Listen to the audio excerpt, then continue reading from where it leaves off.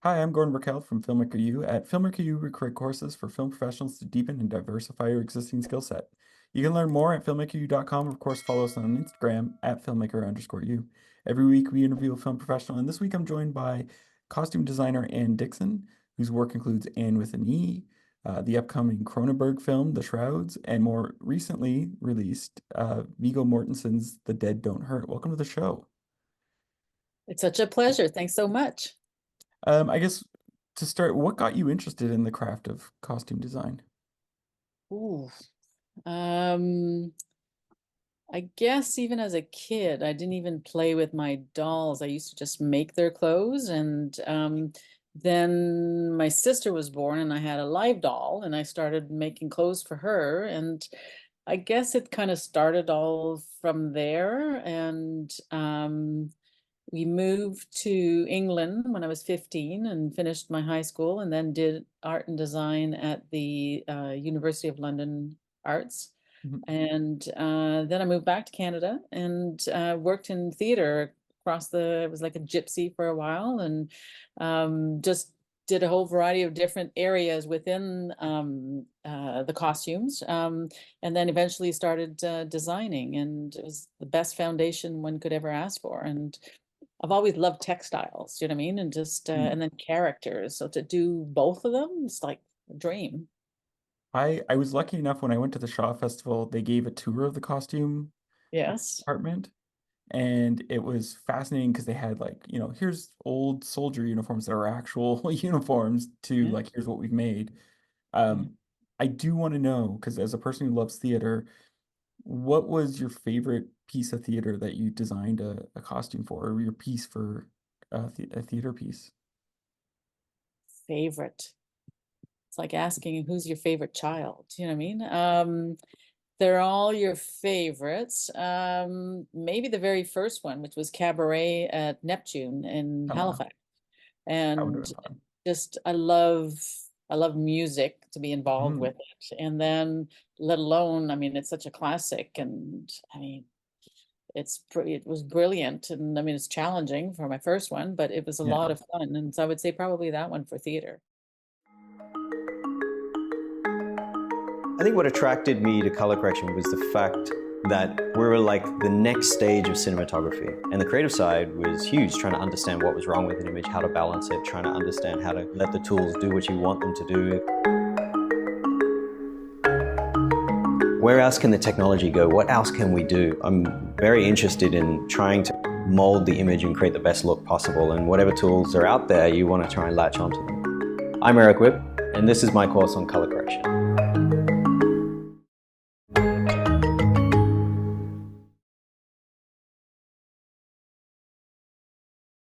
And for something that's because that's the thing with theaters, we're putting on the plays again, putting on the musicals again. So do you tune out completely like what they've done in the movie and the previous plays or musicals, or do you take that as inspiration? How do you work with something like that? Usually it's like I mean, you get influenced by anything that's been around, Mhm. and you're always like a sponge for anything. But usually there's a discussion with the director of what the concept is and what the bigger picture and what his thought or his take on it. And then you start from there. And then you just either because it could be set, let's say like a Shakespearean play, it could be set in that time, or it could be in First World War, and or it could be in the futuristic. So um you then just start doing research and delved into all those areas, and then start coming up with concepts and ideas, and then you bounce back and forth and until you come to something that's a little bit more tasty and kind of concrete, and then you start doing then your characters and your sketches for those in theater. So then when you first sat with Vigo for this film, The Dead Don't Hurt, Mhm. what was his initial idea, and then how did it evolve before the film started shooting? Well, being an independent film, it took a while to get the financing, and all the pieces of the pie for that one. So we had quite a bit of leeway in between, and it started off. Of course, we all read the script, and then he had a lot of westerns, and he just kept shooting us these, these links and say, have a look at this one, have a look at that one, and not necessarily for some of the visuals, but I liked the context of it, or I liked just the scenery of it. And so we really got to get to know what he was kind of thinking of in the broader picture. Then I just, the joy of any new film is always, it's like a new world. It's a new, you learn so much, and you just kind of go deep diving into researching. And then this one was so phenomenal as a costume designer because it's a period piece, but it's also set in the 1830s. And even in the 1830s, you had the coureurs de bois, you had the British Army, you had the frontiers from that time. Then you jump to 30 years later, 1860s in San Francisco, and then you've got the high society and the art galleries and so forth. And then, like the hoop skirts of the Civil War type.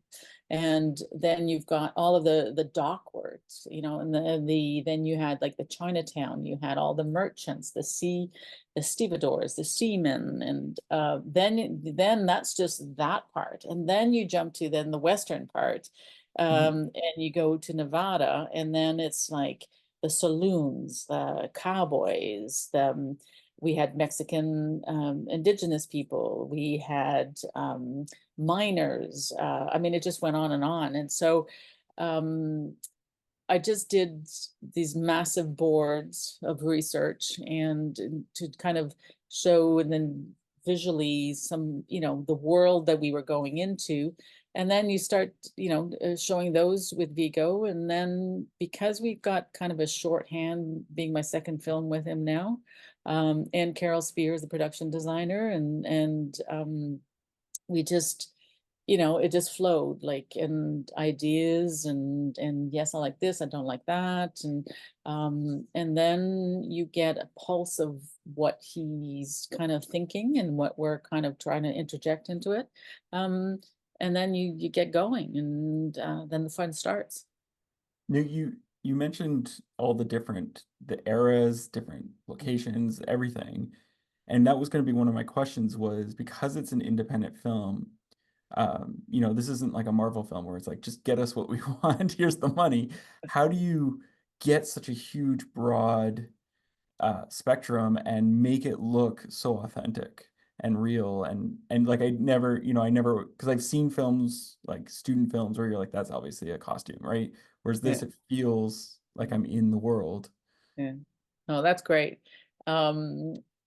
It's a challenge when you have limited budget, but in some ways you really tone down then what you visually want. And I think one of the really, really crucial thing was for Viggo and for myself, and all of us at the creative heads, was for it to be real. So I'm really happy that you feel that way, because even though the story, it's about the story, it wasn't, even though it's a big costume kind of film, but we didn't want it to be that. We wanted it to be what the people were doing. And so realism was really, really important. And so visually, it was toning down certain things. For instance, like the Civil War, sometimes they look like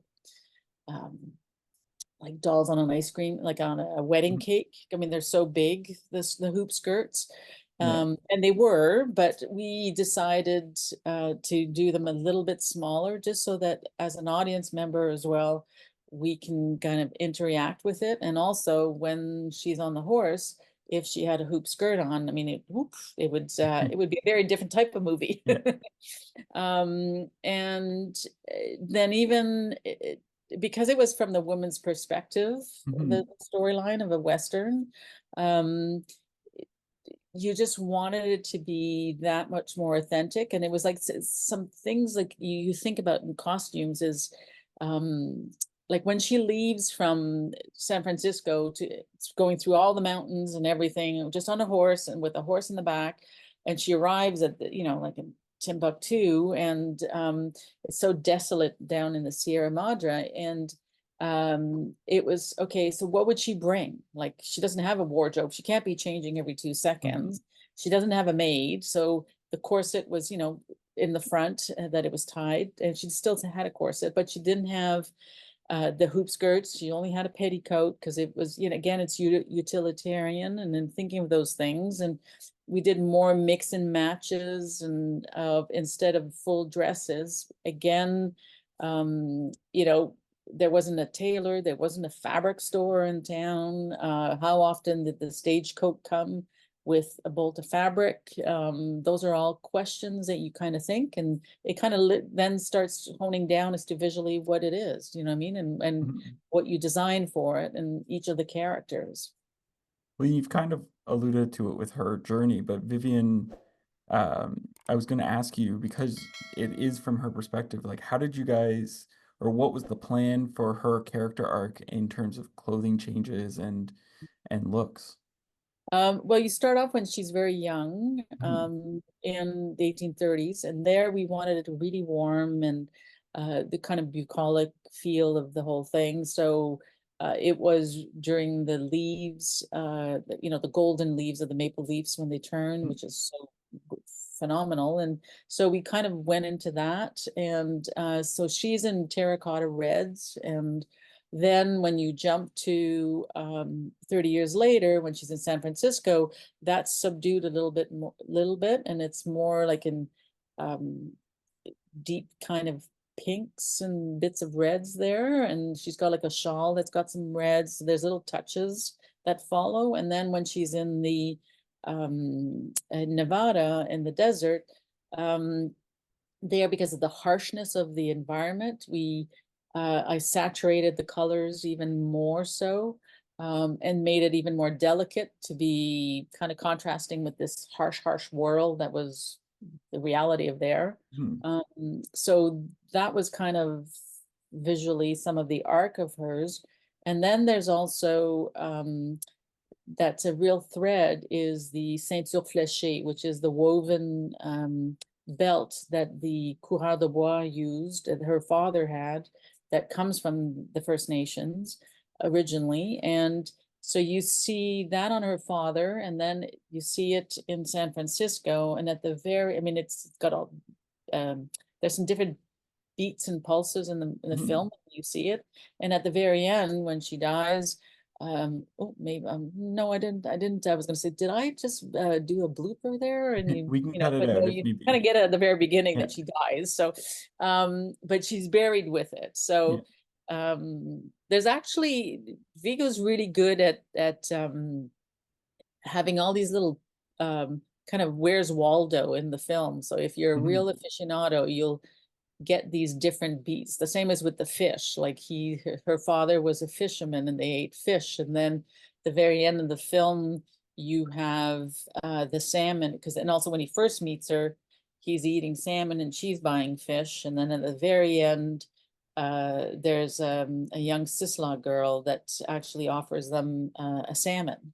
So there's all these little nuances. That's kind of interesting. One of the things I read was that Viggo didn't intend to act in this film, and that there was a dropout at the last minute, and he was sort of convinced. So because I feel that, and maybe I'm wrong about this, so please correct me if I am, but like, you're going to be working with the actors to sort of figure out what the look is going to be. And when you get like something changed like that, did Viggo just go with what was already decided, or did you guys have to rework things? Nothing was started yet. So we didn't have to change anything. And so there was a little bit of rewriting in the script, because he's a bit older than what originally was written, for a slightly younger actor. But I think it actually worked out. Things always happen for a reason in the end. Do you know what I mean? And I think it just made it for a much more interesting film this way. So for Viggo, he of course had written it, so he knew exactly what his character was. And again, you know, we just worked on things, and The only kind of hitch was originally his canvas frock coat that we see him on the piers. I wanted it to be kind of like a denim, practically, just like so that he's a workman, but the cut was as a gentleman, but the fabric was rougher. But it was there was some blue screen, and so I couldn't have blue at all. And it's like, oh no, it's like, oh my God. So because we had started it, and it was just like so anyways, we dyed it and over dyed it, and then we had to start with a more of a canvas color, tan color, which in the end actually works better again. Do you know what I mean? So now you mentioned research earlier, and when I was reading up about your work on this, and correct me if I'm wrong, you went to Spain to do some research for this? Well, because it was a co-production between Canada and Mexico and England and Denmark. So not a co, but a whatever. Lots of quad yeah. production. And the bulk of it was being made and done in Mexico. And Mexico doesn't have any huge period costume rental houses. So I had a previous relationship with Paris costumes in Madrid, and we were able to they worked, amazingly with us. And so we went to Mexico, to Spain, and my assistant and I, went like crazy, and we pulled and pulled and pulled, because a lot of the background is from stock predominantly, usually, and you make some of the leads, and so we pulled even like without even knowing what their locations were, not even knowing the numbers of extras we were going to have, because this was at the beginning of our journey of the whole thing. And we pulled a lot, and then they made us a whole variety of dresses from the frontier ones, because there was a specific shapes and colors that I wanted. And the same with the Civil War one as well, because I really, again, didn't want them extremely elaborate and fancy, but and so they made those and some other things for us as well. And then we were able to buy fabrics from them as well. And then we went to Mexico, and we prepped there. I had a team there for about 5 or 6 weeks while coordinating in Spain. And then I had a team as well. And then we eventually moved everything to Durango, which is at the bottom of the Sierra Madre in Mexico. And then I had a team in Ontario as well, because we started the shoot there. So I had a team prepping the 1830s section. And then I had a team in BC as well, prepping the end of the film that we shot there. So it was an incredible amount of coordinating time zones, shipping. Thank God for Zoom now. But and then I'd have SOS calls to Paris and say, okay, can you send us this and this? We're missing this, or we don't have enough boots, or whichever. So it was amazing. Probably one of the smartest things I've ever done for my career. It gave me all the tools that I needed to be able to jump into a new career. Getting myself into a mindset, thinking like an editor, and being around people that I can talk to on that level was really invaluable to me. A lot of the things that I learned from that class, I still think about. I loved the classroom. I loved the computer stations. We built a sense of community. And it also instills a lot of confidence in you to take that and go out into the world. After I took the class, I felt very prepared to take the next step. I owe Manhattan Workshop the career that I have right now. Things have been going great, and I really have the Manhattan Workshop to thank for that. So there's so many different things in this film, or so many different costume looks. Is there one that you particularly are fond of?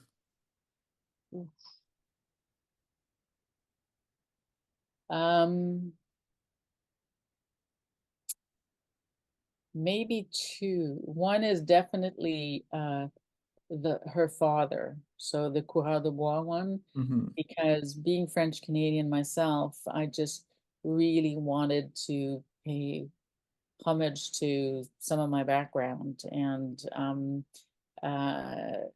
I think I nailed it. I'm really happy with it. Because again, even like the Saint Soufflé I found an artisan in Quebec that hand wove them for us, and to their specifications of the time, what kind of weave it was and so forth. So really happy about that. Then my other favorite, I guess, is probably some of the the Mexican cowboys, just to really get their pulse. And then when I saw the crew with the smiles up to here, knowing that I had nailed it, I was kind of like, yes, this is tasty. It's like, oh, this is good. So I would say probably those two are my favorites. I have one last question for you. What would you say is your favorite guilty pleasure film or TV show to watch? I would say probably the Grand Budapest Hotel. I love. It's a great one. Because you can watch it again and again and again. There's so many characters in there, and they're so well developed. And oh my God, it's like and Milana Carinero is just like brilliant. And they're so well developed, and the storyline is quirky and it's fun. And I would say probably that's one of my best favorite ones. Well, thank you so much for letting me interview you today. Oh, it's such a pleasure. Like, it really was. And anytime. Amazing. Well, that's it for this our show this week, everyone. Make sure to check us out at filmmakeru.com, of course, on Instagram at filmmaker_u. I'm Gordon Burkell. Thanks for watching.